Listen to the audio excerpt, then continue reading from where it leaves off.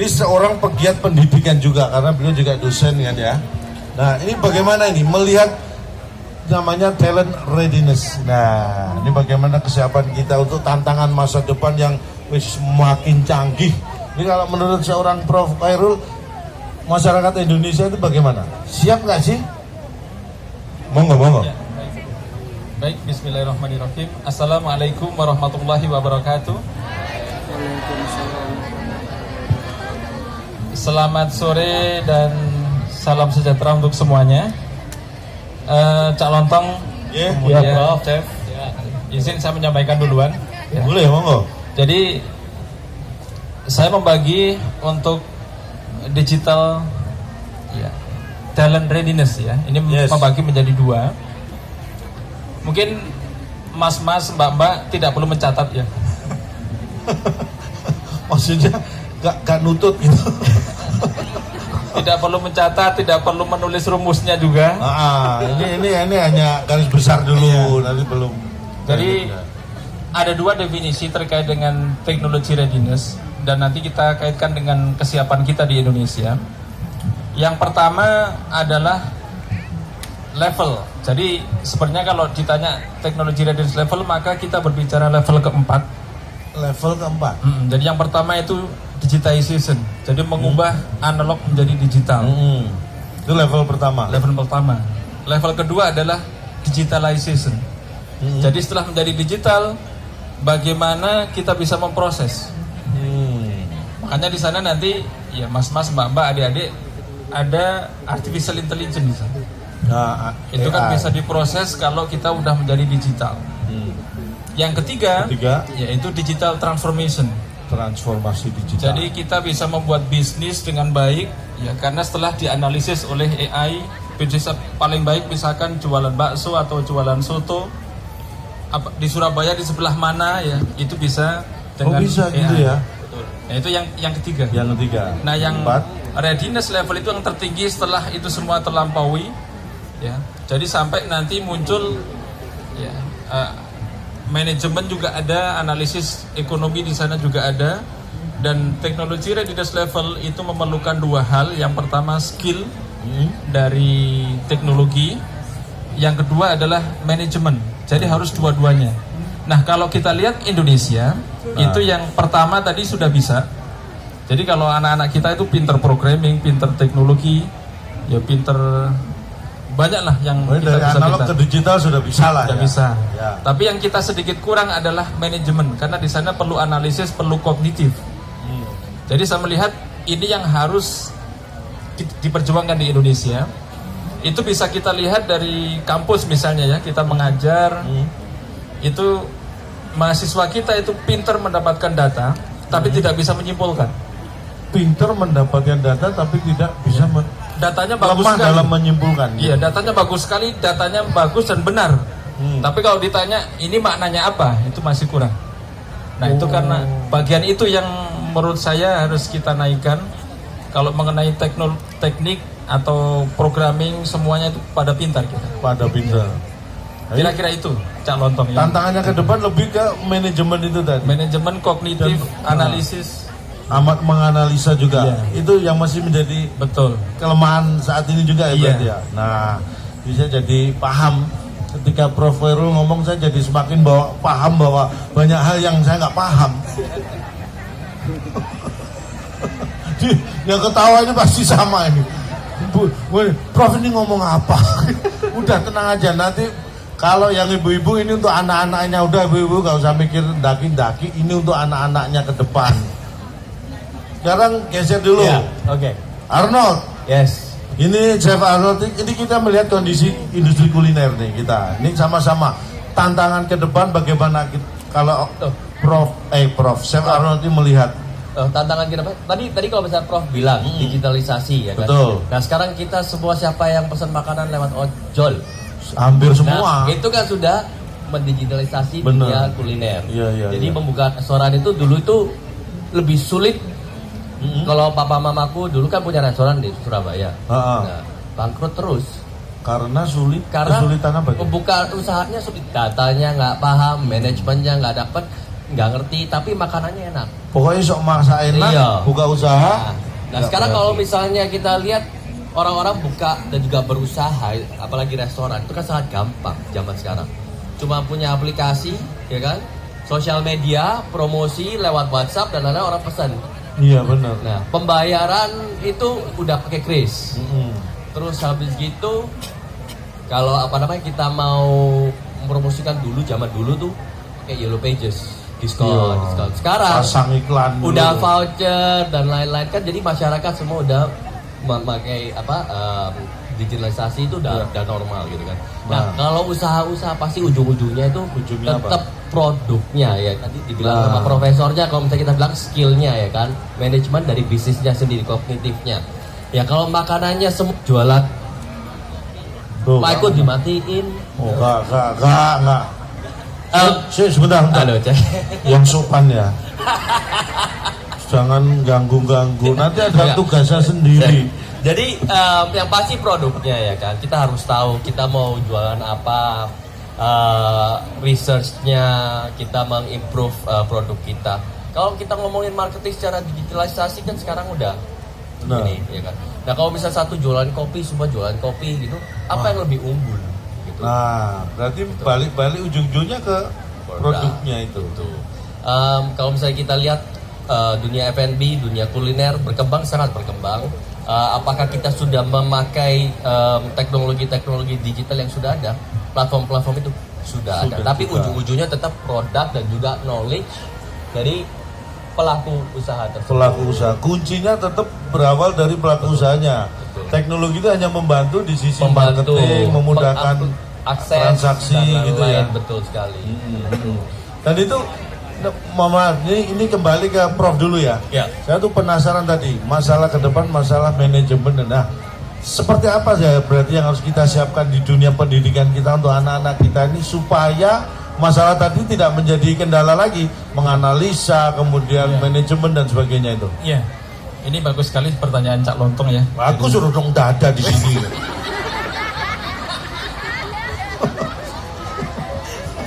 Seharusnya ini pertanyaan nomor 5. Jadi ini bagus sekali dan menurut saya nyambung ya, adik-adik semuanya ya. Jadi yang harus kita lakukan, tapi sebelum yang harus kita lakukan dulu, ya, saya menyampaikan dulu hasil studi dari World Economic Forum yang dirilis pada bulan lalu, Juni 2023. Jadi World Economic Forum itu meletakkan analytical thinking itu adalah pekerjaan pertama masa depan sampai dengan tahun 2027. Nah kalau kita lihat analisis itu apa gitu ya. Analisis itu adalah kemampuan kita membreakdown, melakukan dekomposisi, memecah sehingga kita mengetahui sesuatu. Nah itu yang kita kurang. Ya, jadi mahasiswa misalkan punya data grafiknya bagus, tapi kalau ditanya apa maknanya, dia tidak bisa menyimpulkan. Nah, kalau tidak bisa menyimpulkan, kita nggak punya ilmu dari data tadi. Makanya wajar tadi World Economic Forum meletakkan nomor 1. Terus nomor 2 adalah creative thinking, ya. Dan sisanya ya ada AI juga ya sisanya. Tapi yang 2 pertama adalah analytical thinking dan creative thinking. Nah, itu yang menurut saya gap yang terjadi di kita sekarang, ya. Dan itu bisa diselesaikan minimal dengan 3 cara. Nah itu. Ya, yang pertama adalah dari sisi kampus atau universitas. Universitas perlu melakukan perubahan kurikulum. Ya, mungkin tidak harus drastis semuanya, mungkin tapi harus ada yang diubah. Dan itu ya nilai tadi kemampuan kognitif, ya kemampuan analisis itu dinaikkan. Yang kedua, ya adalah dari sisi orang tua. Ya, jadi dari sisi orang tua di sini kan banyak nih orang tua nih. Orang tua nih banyak. Nah, tua-tuanya malah cenderung. Nah dari sisi orang tua ya kita mengharapkan bahwa ketika mahasiswa atau anak sekolah ya tidak harus sampai mahasiswa ya itu tidak diserahkan semuanya ke guru atau ke dosen, tapi juga menjadi tanggung jawab orang tua untuk mendidik mereka. Itu dari perbaikan dari sisi orang tua. Terus dari sisi mahasiswa ya Kalau zaman dulu kita diajari menghitung, diajari teknis lah. Kalau sekarang hampir semuanya udah bisa dilakukan dengan artificial intelligence. Maka yang perlu dilakukan oleh mahasiswa itu adalah kemampuan analisis tadi. Itu yang bagi saya AI itu masih belum mampu seperti kita. Ya, AI itu masih berada di belakang kita. Kecuali dia nanti kalau di training terus ya mungkin lama-lama akan menyamai kita. Tapi saya berprinsip bahwa manusia tetap lebih tinggi daripada AI. Dan agar kita tidak dikejar AI, latihan tadi. Jadi latihan untuk menganalisis, latihan membaca. Ya. Jadi setidaknya 3 tadi. Saya mengharapkan bisa untuk mengisi gap kekurangan readiness, digital talent readiness di Indonesia. Berarti intinya tantangan tadi ke depan butuh peran serta 3 tadi ya, dari penyedia pendidikan, pihak sekolah, kampus dan sebagainya, dari orang tua, sing tuwek-tuwek rungokno iki lho, wong tuwek iki.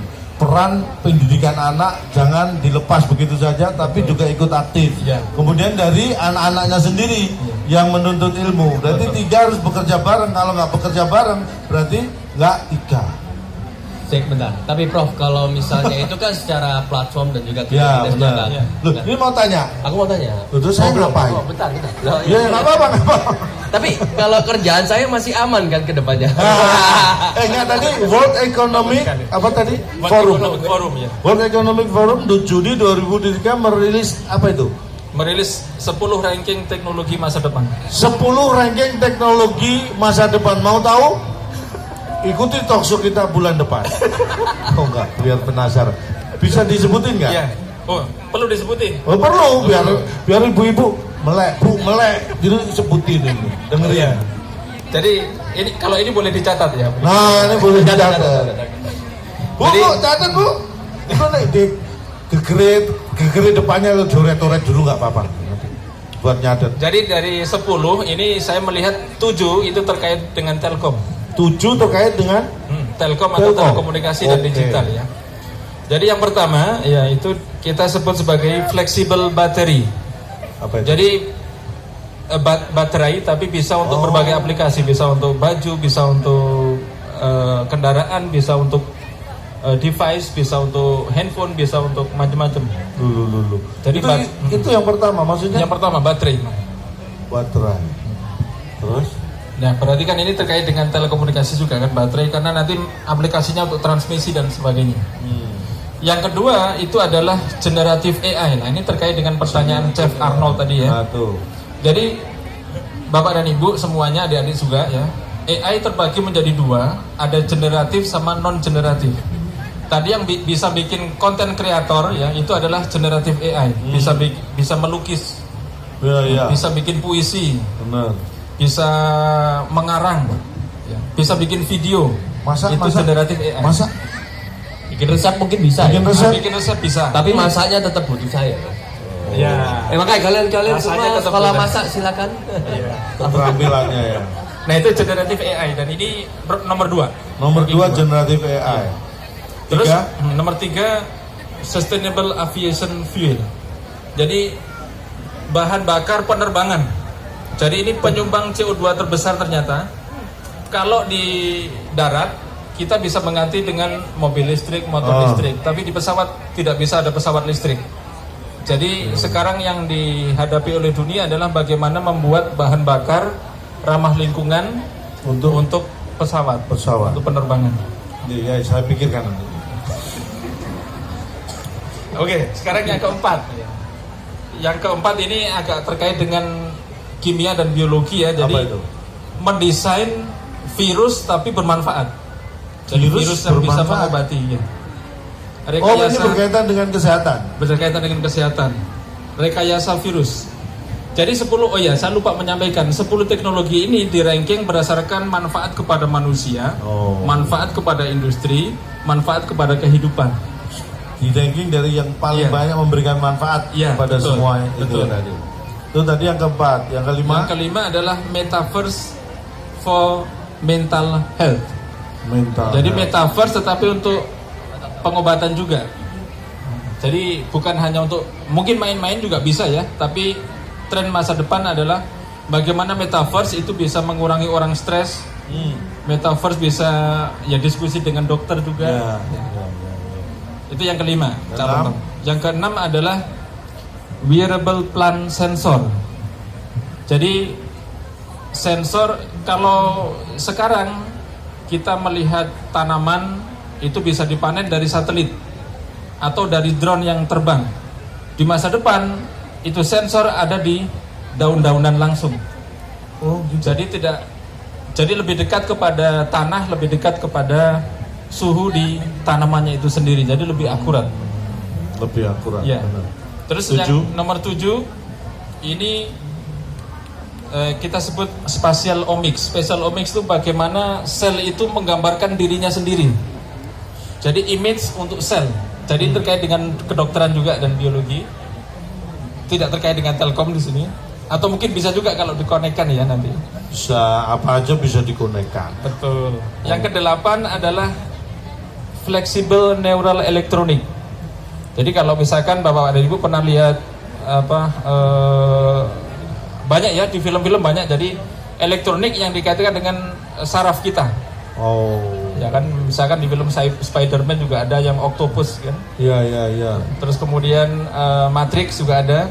Banyak film-film yang memasukkan saraf elektronik dengan ke saraf kita. Yang ke-9 adalah sustainable computing. Ini mungkin terkait banget dengan Telkom. Bagaimana server-server yang ada di masa depan itu menghasilkan panas, tapi panasnya bermanfaat.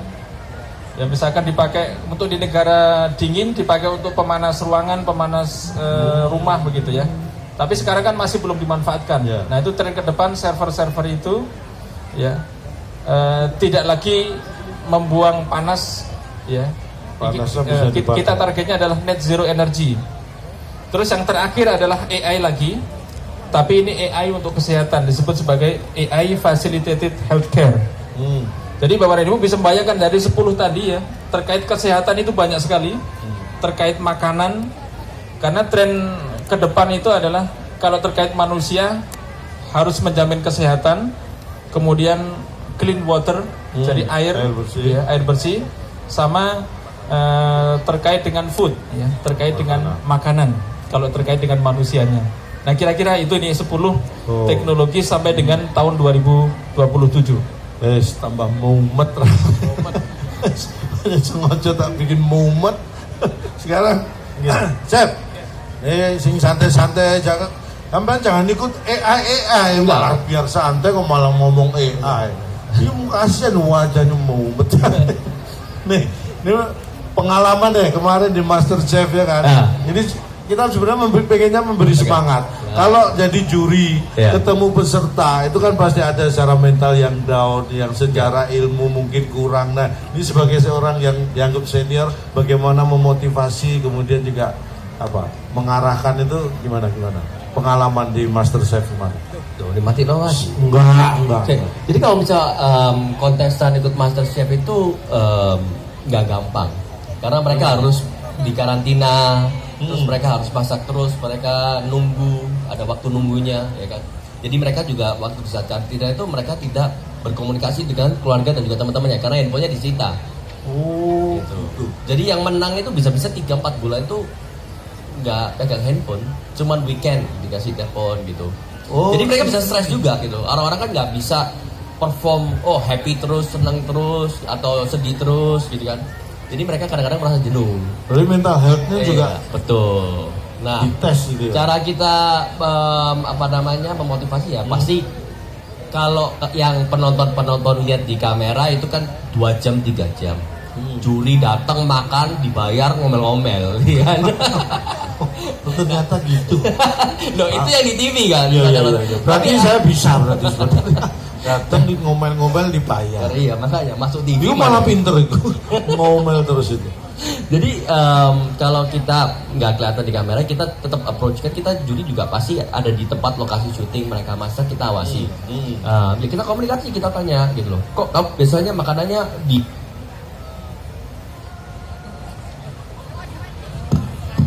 biasa kalau misalnya makanan contoh jago sambal gitu ya, di tantangan sambal kok tiba-tiba sambalnya nggak enak gitu. Kita tanya, kamu kenapa hari ini?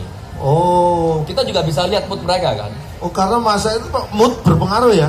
Ya kita lihat moodnya, motivasi orang seneng apa ini kan kita bisa lihat Iya, gitu iya, loh. iya, benar, Jadi kita benar. tantangin kenapa? Oh kamu hari ini kenapa? Oh ada yang kangen keluarga, Oh. mungkin sakit, udah merasa tengah jalan kok apa namanya? Aku kurang berkembang, teman-temanku lebih bagus, lebih ini. Buat apa aku ada di sini? Jadi kita tetap motivasi kita mau ingat kamu kesini pengen banggain keluarga, pengen masa nunjukin ke teman-teman atau gimana sesuai dengan alasan mereka dari apa? Ya kita ingetin lagi. Ingat loh, perjalanan udah buang-buang waktu 1 bulan 2 bulan, masa segitu aja ditinggal gitu kan? Masa cuman masa apa tantangan ini kok nggak bisa gitu? Ya kita kasih motivasi gitu. Motivasi, jadi bukan cuma ngajari masak, tapi motivasi karena ini kompetisinya memang benar-benar di Betul. drill sedemikian rupa. Nah kalau sekarang kita ngomong Surabaya nih, Surabaya. karena sama itu kan lahir di apa? Lahir Surabaya. besar di Surabaya, kan?